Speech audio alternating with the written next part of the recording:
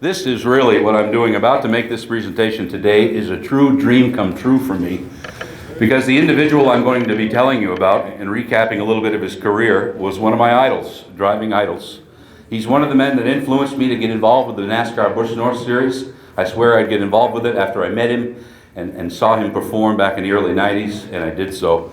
And he's been a class act ever since. This is a real honor, folks. Our next inductee was born in rural Newburgh, Maine, and began his racing career in 1982 at the tender age of 15, winning 2 features and Rookie of the Year honors in Unity Raceway's Charger division. He dominated his sophomore season, winning 12 features and the championship. In 1984, he moved up to late models at Wiscasset Speedway and swept both the championship and top rookie honors. After joining the American Canadian Tour in 1988, the young driver from Maine won a 100-lap tilt at Wiscasset and a winners-only shootout at the famed Beech Ridge Motor Speedway in Scarborough, with a shout-out to our friend Andy Cusack, who's here with us today. A move to NASCAR's Busch North Series was next for this gentleman, the training ground for so much of New England's finest driving talent. In 1990, he won 2 races and another Rookie of the Year crown. He was almost unstoppable in 1991, winning 10 races, a series record which still stands today, aboard the familiar speedy oil change and tune-up Chevrolet. 2 of those wins, one at New Hampshire and at the prestigious Oxford 250, came in combination races with NASCAR's Busch Series. Those 2 wins put the young phenom from Maine on the national radar in a big way. Doors began to swing wide open now for this young man, and in 1992, the rising star from Newburgh moved south to run the NASCAR Busch Series full-time. He won yet another Rookie of the Year title, driving for the number 99 entry for Bill Papke that year, and finished second in points with Papke's team in 1993. He signed DuPont to his own team for 1994, winning races at Hickory and Nazareth on his way to his second consecutive season as runner-up in points. A move up to the elite NASCAR Winston Cup Series came in 1995 at just age 28, and wouldn't you know it, he earned Rookie of the Year honors there as well. After some time away from the sport to heal from injuries sustained at Talladega and Texas, he returned to racing and won at Martinsville in 2001 in a shootout with Dale Jarrett. 2 years later, he beat Kurt Busch to the line at Darlington in one of NASCAR's still today most talked about and famous close finishes.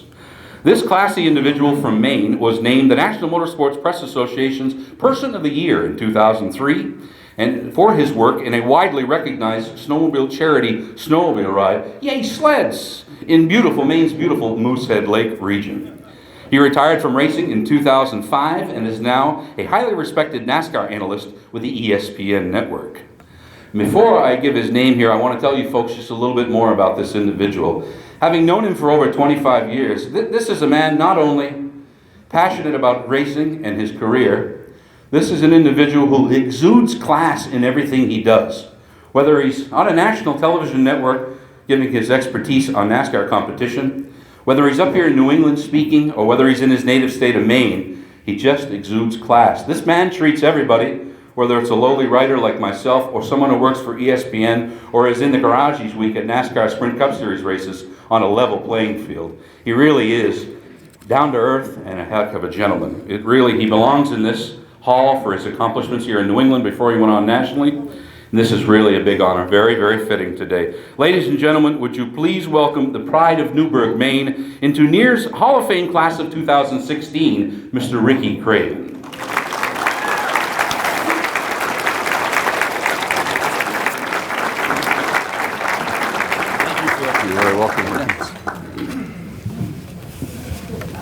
Thank you very much. Boy, that was nice. I didn't know most of that. All of you associated with NEAR, it's a real treat for me to be here, and it's home. It's personal. For 25 years, I raced cars. I had 3 near-death experiences. One, Talladega, that was obvious. I don't know how many of you remember it, but we got a helicopter ride to Birmingham. I had a near-death at Texas Motor Speedway. And then the third, you probably never heard of, but it was when I spun Ken Bouchard at New Hampshire. Okay?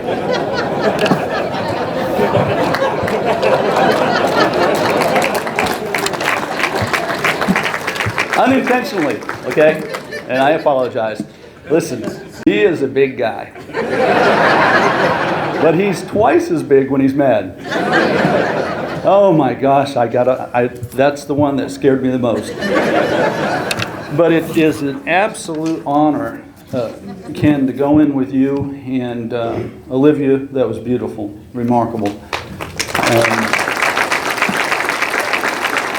Jackie, Randy, Randy and I have circled the wagons for years.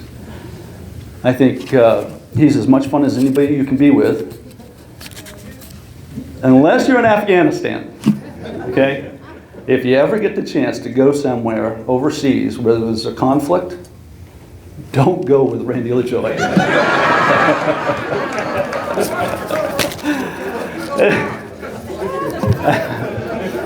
But it's got to be an honor for you as well to go into a hall of fame that your dad's a member of, and I know that's invaluable. So it's rough when somebody gets up here that gets paid to talk, and I promise I'm not going to drag this out. But it all really kind of pivots off of Martinsville, because I had worked my entire life to win a cup race. It was that important. I was dominated by it. And as I climbed toward that goal and got closer and closer, it was interrupted by injury. And I didn't think it was going to happen. And I can tell you, my life wouldn't have been complete, as unreasonable as that seems, because I got 3 beautiful children, a wonderful wife, and it seemed like it escaped me. And I battled back, and other than New Hampshire, I don't think there would be a more appropriate place to win than Martinsville. And the reason why is because it was the best 20 laps I've ever driven in my life. And it was predicated on being a New England boy and having been tested at tracks like Beech Ridge and Oxford and Stafford and on and on and on. They don't come any tougher than Monadnock, right? Or Thunder Road. So everything that I put into those closing laps, and I had 2 new tires, Dale Jarrett had 4 new tires, and everything I put into that, it felt life-threatening because it was that important. It was the best 20 laps of my life. And I sat here thinking about how much of that was a contribution of the people I raced against. Guys like Robbie Crouch, who were just remarkable and just outstanding on 3rd mile, half-mile racetracks. Robbie taught me to take the middle of the corner, and he taught me how to use your feet, because short track racing is about your feet. And Joey Carafas, sitting in the grandstands watching him, I gave up some practice to go sit in the grandstands and watch Joey Carafas at Oxford, because he was that good. Dave Dion, who did more with less than anybody I know. Just amazing. And he actually taught me how to pass drivers. There's an easy way and a hard way. A lot of the folks that I raced with taught me, and I retained that. And it all became extremely valuable in the closing laps of that race. And my life is better because of it. And if you take nothing from today and the things I say, take this. I love my life. I have had a remarkable life. I grew up on a dairy farm. It wasn't easy. I hate cows. I hated them then, and I still, every time I bite into a cheeseburger, I feel a certain level of redemption. Because when you're on a farm, you can't leave, right? I mean, you can't leave. You have to do all these chores. And I wanted to be at the racetrack. And I learned how to work, and I was taught I think, you're molded as a child, but I was taught that by my mom, who's here, and she is an inspiration. I've never met a person with more integrity or more ambition and determination. So I got that from you, Mom, and I really, really value it. I'm not very bright, but I bust my butt. I'm not very bright, and probably hitting concrete at 200 didn't help. But it is about you getting out what you put in. And I watched folks like George Summers and Ron Bouchard, who was a hero of mine. And I wanted to be like Bugsy Stevens, even though he's never heard me say that. Richie Evans. I wanted to be like these guys. They were my heroes. And I took something from every one of these folks, and I applied it. And I recognized my dream. And today, a big, big part of me recognizing that dream of winning a cup race was because of what they contributed. One last quick story about one of the members of the hall, and an example of what I learned. Somebody I really admired, but never really quite understood, John Paul Cabana. And if you know John Paul Cabana, he's a character. And I didn't have a lot of fun during my driving career. I was guilty of being too serious, if such a thing exists. I'm making up for it now. But so I am dominating a race.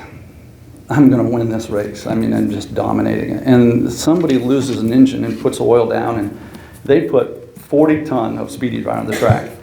And John Paul sent his crew chief over to tell my crew chief, look, tell Ricky not to be aggressive on the start, because we can take out the whole field. This is his race. He's in another stratosphere. Tell him to be easy. And I'll just line up I'll be on the outside. And so I said, cool. Robbie Crutch was behind me. I trust him with my life. And I accepted it. And we roll into turn 3, and just as I start to ease into the accelerator, John Paul Cabana goes, wow, come on. And I never saw him again. And I was so mad. After the race, I just marched over, and he says, in his French accent, you learn a valuable lesson today. Yes, I did. I have people ask me everywhere I go, they want to talk about Darlington, and it was exciting, and it was meaningful because it was Darlington, the track too tough to tame. And it also was the closing innings, the top of the 9th inning of my career. A few people realized that, but I felt it coming, and I was 39 years old. I was asked today by a young lady, why did you retire so early? I was done. I really can't explain it, except that whatever I had that drove me, whatever I had that dominated me, that pushed me through the lower levels to NASCAR, to the Grand National Series, and eventually to Cup. That energy was gone. It left me. And I don't regret it, because I won Martinsville. So, thank you all very much. This is an honor, and I want to thank my friends for coming here, my new family, the ESPN. I love people, and I tell the world that during my driving career, I did not drink. That was part of why I wasn't much fun. But I'm making up for it now.